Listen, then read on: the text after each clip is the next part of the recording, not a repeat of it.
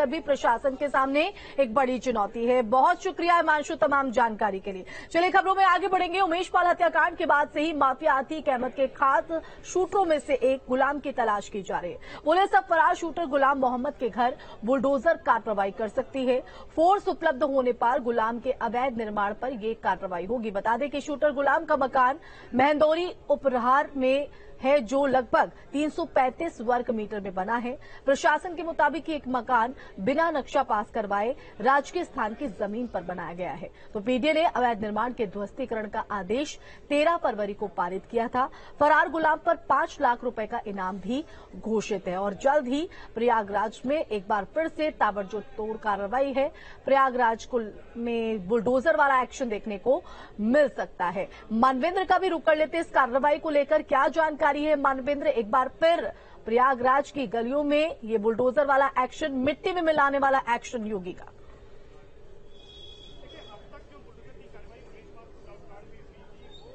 जी बस थोड़ी देर में यहाँ पर हम गुलाम मोहम्मद के घर पर मौजूद हैं और अब थोड़ी देर में यहाँ पर बुलडोजर पहुंचेगा और कार्रवाई शुरू होगी।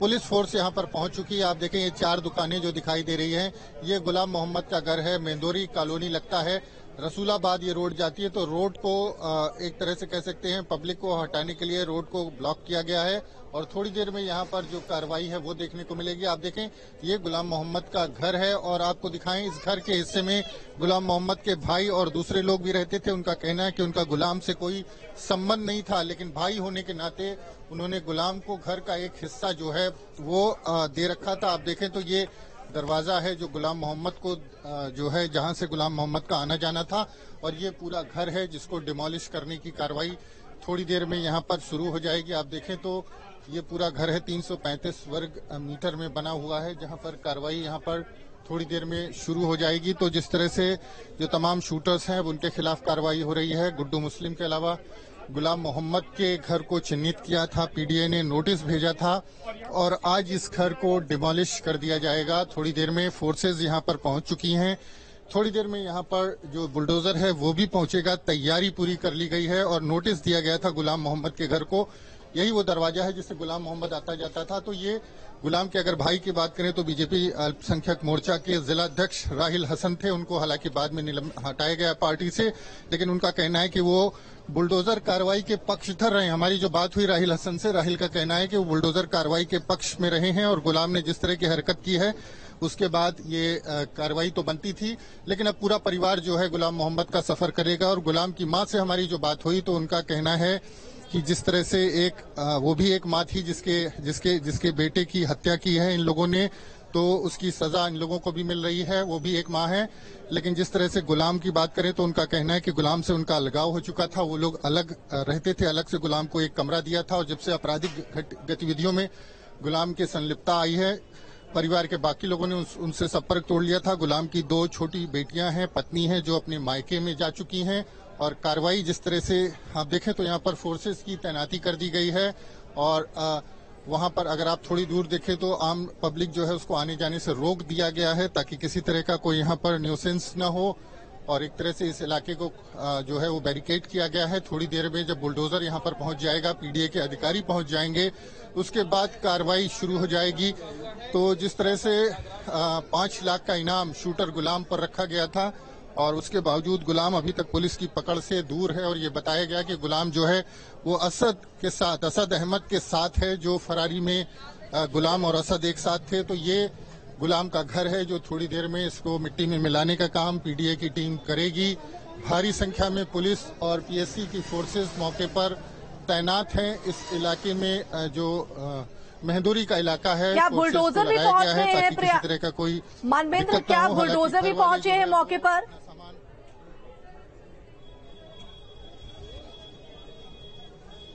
जी देखिए, बुलडोजर अभी नहीं पहुंचे हैं, पीडीए ऑफिस से बुलडोजर निकले हैं, थोड़ी देर में यहां पर पहुंच जाएंगे, उसके बाद कार्रवाई शुरू हो जाएगी। लेकिन बाकी की औपचारिकताएं पूरी कर ली गई हैं।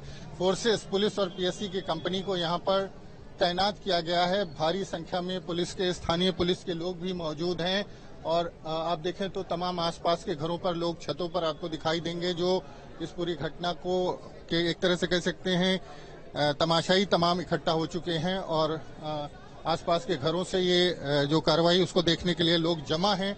तो शूटर गुलाम मोहम्मद जो तस्वीर में नजर आया था गोली मारते हुए उमेश पाल को, और एक दुकान से उमेश पाल की जहां पर हत्या हुई एक दुकान से निकल करके गोली चलाते हुए दिखा था और गली के अंदर भी गया था गोली चलाते हुए। तो आज उसके घर को डिमोलिश किया जा रहा है। थोड़ी देर में इस घर को मिट्टी में मिलाने का, मलबे में तब्दील करने का काम पीडीए की तरफ से होगा। नोटिस पहले ही भेजा जा चुका था और जो लोग भी इस घटना में शामिल हैं वो उन सब के खिलाफ बुलडोजर कार्रवाई तो तय है। और घर वालों का ये कहना है, गुलाम के भाई राहिल हसन का ये कहना है कि अगर गुलाम को कुछ हो जाता है तो वो उसका शव लेने भी नहीं जाएंगे। तो इस तरह से घर वालों में नाराजगी है। यानी पूरी तरीके से गुलाम के परिजनों की तरफ से किनारा गुलाम से कर लिया गया है। जिस घर को आज खंडर में तब्दील किया जाएगा, जिसे जमींदोज यहाँ पर किया जाएगा, क्या उसको खाली करा लिया गया है मानवेंद्र?